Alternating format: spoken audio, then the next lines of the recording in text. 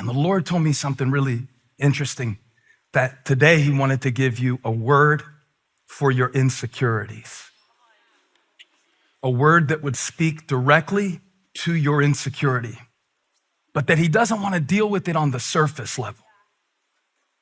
See, the creation of mankind tells us something about the calling of mankind. The process by which God made everything that I see tells me a lot about what he's doing in my life now. And the first thing you'll notice is that God doesn't speak to the surface.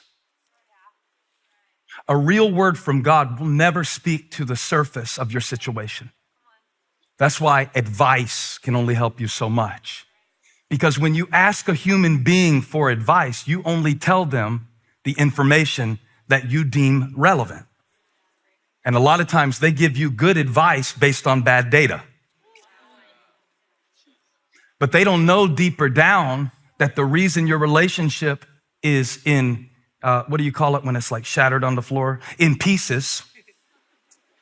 And the reason you have no peace in your situation is because you are constantly critiquing and you are constantly correcting. So they give you advice. Well, you should just leave them. But what they don't know is if you leave them, you take you with you. And sometimes the problem is something that you don't think to tell them. God doesn't give advice because he knows what's beneath the surface. So while you're praying about symptoms, God is prescribing a remedy and a cure for what is causing the sickness. That's what makes him the great physician. Is it just me, or could we go home and we already got our gas money worth out of that? Because I want to know what "and God said." And God said. Because when God spoke, remember, he's been busy. We jumped right into the middle of the creation story. We didn't even talk about all that God did in the first 4 days. I feel kind of bad skipping it because it's amazing stuff. When he said, "Let there be light," and light was like, okay. That's crazy. I thought that was amazing until I saw what he did on the second day. And on the second day, when he actually, like, God just keeps like one-upping it, because after he created the light, he created the vault, and then he created the sky, and then he created the waters, and that looked pretty good until the third day. Then on the third day, God gets busy calling forth life out of the land that he created and separating the waters so they could sit in their place so he could create a setting for human life to begin. That's on the third day. And on the fourth day, I know you know this already because you study this stuff all week and you read your Bible and you never watch Netflix, and you've been reading Genesis chapter 1 too, and you even read it in Hebrew. But let me tell you what I learned this week. He gave the sun and the moon and the stars, which he hung in the sky that he created on the second day.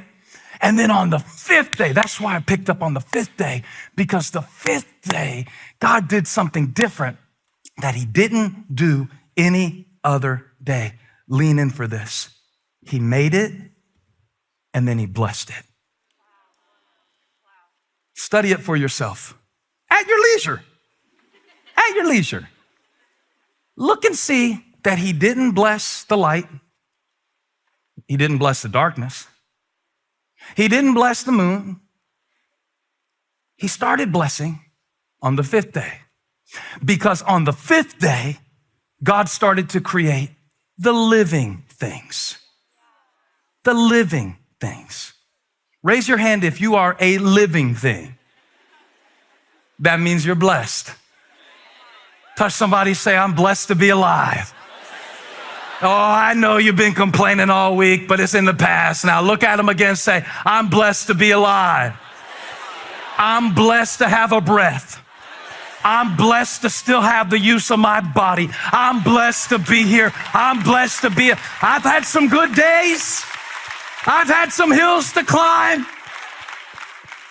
But I'm blessed to be alive. Come on, let's rejoice in it. I'm blessed to be alive.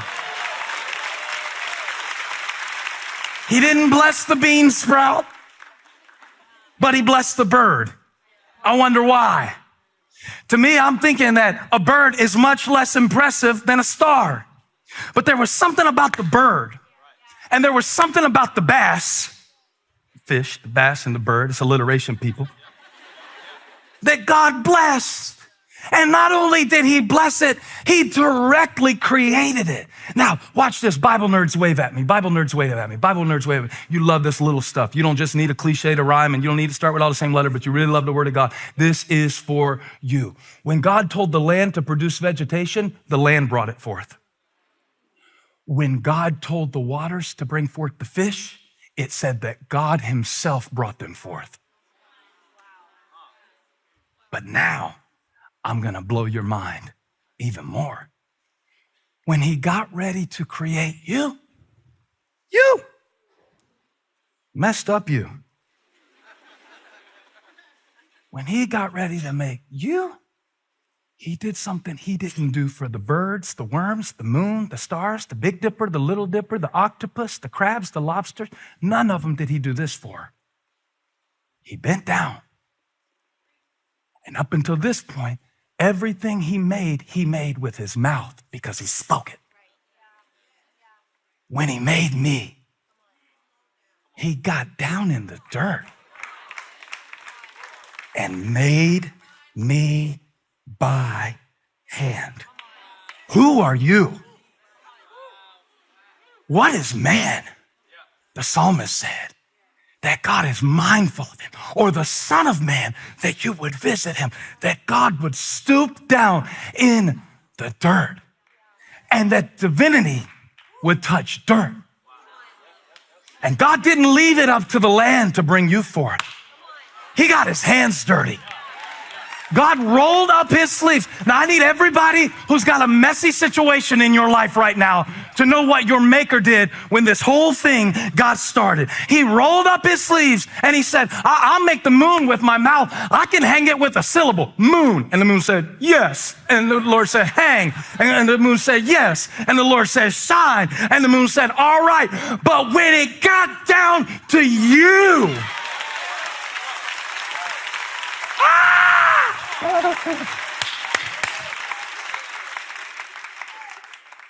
so it seems to me, if we believe Genesis 1:26, that I was made from a mess in the image of my maker, that there is no mess in my life right now that I cannot bring to my maker and expect him to say, I'll bless it anyway. My God. All right. All right. All right. Somebody shout, I'm blessed. I'm blessed because God said I'm blessed. And hey, let me throw this in case some of you got any haters. What God blessed, no man can curse. What God blessed, even your haters are the PR department. Because God is going to use the people who don't like you to fulfill Genesis 1:26. Because not everybody liked Jesus. If everybody had liked him, they wouldn't have crucified him. If they didn't crucify him, he couldn't have died for your sin. If he didn't die for your sin, he couldn't have fulfilled his mission. Is God using in your life the dirt to create and bring forth? Because that's what he did in Genesis 1. And I think that's what he's been doing in me. Okay. Some words God gives you as a preacher are not meant to be shared. And that's frustrating. When the Lord speaks to me, I get excited. You can ask my family, this isn't a show I put on. I'll grab the kids in the middle of video games. Come here, you got to hear this. And I'll start preaching to the kids. All right? All right. And then sometimes the Lord will give me something that I think is just for me. And that's what happened to me with Genesis 1. Okay, let me tell you something about creative work. Because I consider myself a creative person, you know? And Well, I mean, in this area of life, I'm creative. Other things I never do. I can't do arts and crafts. I don't like arts and crafts. Like some people go through the supply section of Walmart and stuff, and they just get all excited in the craft section. Ooh, glue sticks. I was taking Abbey through Barnes & Noble the other day. She was getting excited about colored pencils. I never in my life got excited about a colored pencil.